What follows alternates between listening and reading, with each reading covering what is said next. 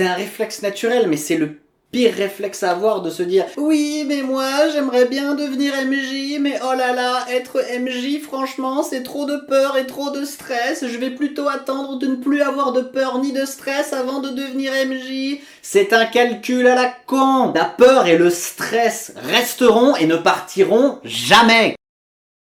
Dire que vous pouvez pas devenir MJ parce que vous avez peur et que vous êtes stressé, c'est juste un piège. Parce qu'en tant que MJ, vous allez tout le temps avoir de la peur et du stress à un moment ou à un autre pour une raison ou pour une autre. C'est la première fois que vous êtes MJ, donc vous avez peur et vous stressez parce que vous faites un bond dans l'inconnu. C'est la première fois que vous accueillez à votre table de nouvelles personnes, donc vous allez avoir peur et être un peu stressé parce que vous ne savez pas encore comment gérer ces personnes quand vous discutez avec elles.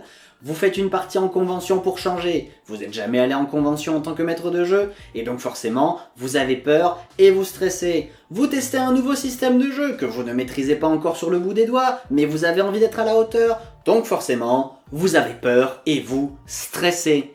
Il y aura toujours une raison qui pourra développer chez vous des blocages, des peurs, des craintes, du stress, de la pression en tant que maître de jeu, et c'est normal. Ce n'est pas un défaut, c'est normal. Parce que être maître de jeu, ça demande un certain effort de préparation, d'organisation, une certaine responsabilité, parce que vous allez être une personne qui va devenir plus ou moins essentielle au déroulement de la partie. Si vous n'êtes pas là, eh ben on peut pas jouer. En plus de ça, contrairement aux joueurs, vous devez absolument être concentré et gérer le rythme et la partie sur toute la durée de cette dernière. Ça peut durer plusieurs heures, donc c'est fatigant. Et en plus de ça, il va y avoir la préparation et l'organisation de la partie en fonction du type de partie que vous faites. Et même en admettant que vous soyez rodé à l'exercice, il suffit qu'il y ait un imprévu qui fait que vous n'avez pas assez de temps pour préparer votre séance par rapport à d'habitude, ou le créneau de la séance a été décalé par rapport à d'habitude et donc vous devez un peu vous adapter sur le vif. Pareil, là aussi, vous risquez d'avoir de la peur, du stress, de la pression, etc. Oui, mais moi je débute et les autres MJ sont tellement meilleurs que moi. Devinez quoi? Ces MJ justement, comment ils ont commencé à jouer? Eh bien pareil, en ne savant pas forcément ce qu'ils allaient faire, en étant là un peu au hasard, et en étant mauvais. Et c'est normal. Quand tu découvres une activité pour la première fois, tu en assimiles les codes, ça prend plus ou moins de temps, et donc forcément au début, t'as pas une performance exceptionnelle. Mais être maître de jeu, c'est pas une question de performance, c'est un loisir.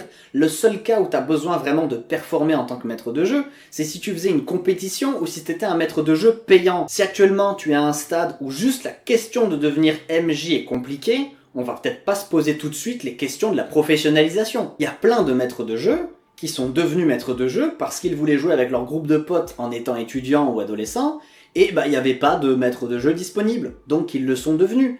Et voilà, c'est tout. Ils sont passés de l'autre côté de la table, mais il n'y a rien de plus. Les maîtres de jeu actuels que tu idéalises peut-être ont eux aussi commencé à l'arrache en étant mauvais, en étant moyens. Et s'ils étaient bons dès le début, peut-être qu'ils avaient un métier qui était associé à ce domaine, un métier dans l'animation, dans le théâtre. Donc forcément, s'il y a eu un entraînement auparavant, oui, c'était plus facile pour eux. Et alors, c'est pas parce qu'il existe des rockstars que plus personne n'ose toucher à une guitare. Ce serait ridicule. Là, c'est pareil. Et puis c'est pas parce qu'il existe des MJ qui sont expérimentés, doués, etc., qu'ils sont forcément à ta table. Donc si ta table a besoin d'un MJ et que tu sens que t'as envie d'essayer... Parce qu'il y a aussi cette question de se dire « Oui, mais si je débute, je vais être un mauvais MJ et pas un bon MJ, et donc mes séances, elles seront pas bien, et du coup, ça en vaut pas la peine, etc. » C'est-à-dire que si t'as peur de faire ça parce que t'as peur d'être mauvais, sachant que tu vas forcément être mauvais parce que tu débutes... Il faut comprendre que la peur et le stress vont être toujours là. Ça veut pas dire que tu vas vivre un enfer, c'est un loisir quand même, mais il y en aura peut-être un petit peu, à petite dose. Et l'idée, ça va être de s'y habituer au fur et à mesure. Au fur et à mesure des parties, tu sauras, sans trop bégayer, comment gérer un imprévu, comment improviser une situation. Et les MJ compétents avec de l'expérience, c'est juste qu'ils le cachent bien, qu'ils savent gérer avec. Puis soyons sérieux, le vrai problème quand tu deviens MJ, c'est pas d'animer les séances, c'est d'avoir tout le temps des gens qui t'envoient des messages en disant « Et alors c'est quand la prochaine séance? C'est quand la prochaine séance ?» Ça c'est le vrai problème quand tu deviens MJ. C'est ça auquel il faut que les gens soient sensibilisés et auquel il faut que les gens qui veulent devenir MJ se préparent. Parce que le reste, en fait si c'est un loisir que t'aimes bien, t'aimes bien. Donc c'est pas grave s'il y a des petits efforts à fournir.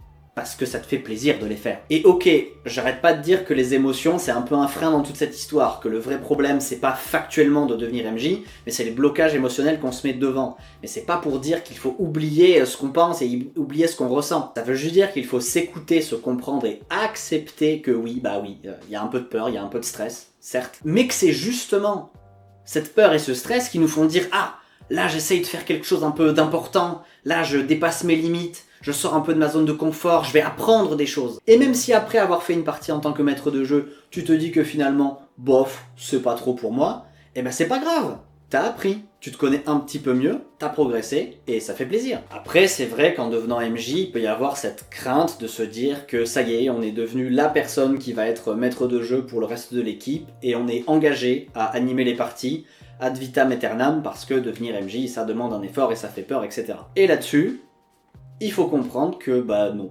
ça ne vous engage à rien, et cette histoire de pseudo-engagement, c'est de la connerie que vous raconte votre cerveau. Devenir MJ, c'est pas une transformation métaphysique, c'est juste tester un autre rôle dans le jeu de société que vous faites.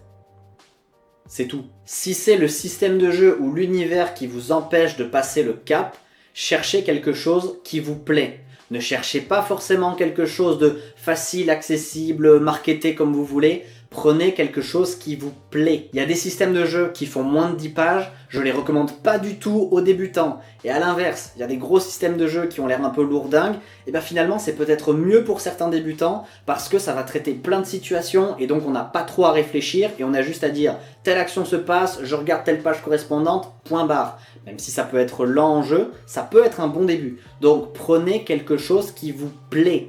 Vous, c'est votre expérience, c'est vous qui faites le parcours, c'est vous qui faites l'effort de vous investir là-dedans. Donc il faut quelque chose dans lequel vous vous sentez en confiance, quelque chose qui vous donne envie de partager votre plaisir du jeu, de partager votre plaisir d'être maître de jeu et d'être entouré avec d'autres personnes. Donc visez surtout ça, c'est se faire plaisir. Oui, ça va demander peut-être quelques heures de préparation, oui, ok, ça c'est pas un problème parce que vous allez vous faire plaisir, cherchez ce qui vous plaît, ne cherchez pas la performance. Ça, c'est une idée à la con. Pardon, c'est une idée de merde. Non, c'est une mauvaise idée. Les questions de devenir un bon MJ, devenir un MJ pro, ça, on verra ça plus tard. C'est pas le sujet maintenant. Là, il faut déjà passer le premier cap, faire le premier pas. Et dans l'idéal, faites ça auprès de personnes avec qui vous vous sentez en confiance. Des personnes qui ne seront pas méchantes avec vous parce que vous serez en train de galérer à animer votre première partie. Et si jamais ces personnes-là vous font des critiques et des retours, assurez-vous que ce soit constructif. Assumez votre position de débutant, assumez le fait que vous apprenez, que vous savez pas, parce que si vous ne le faites pas, vous allez vous mettre un niveau d'exigence qui ne correspond pas à votre niveau de débutant. Et cet écart, vous allez vous le manger dans la gueule. Donc oui, au lieu de vous dire « Oh là là, c'est terrible, je vais être mauvais », assumez que vous allez être mauvais, c'est pas grave en fait. Entourez-vous bien quand vous faites ça, entourez-vous d'amis de confiance, de personnes qui seront pédagogues avec vous, comme ça vous n'aurez pas trop de pression et si jamais vous cafouillez, ce sera plutôt une leçon à apprendre plutôt que juste vous faire taper dessus gratuitement. Mais à part ça, vous avez plus qu'à jouer. Alors jouez.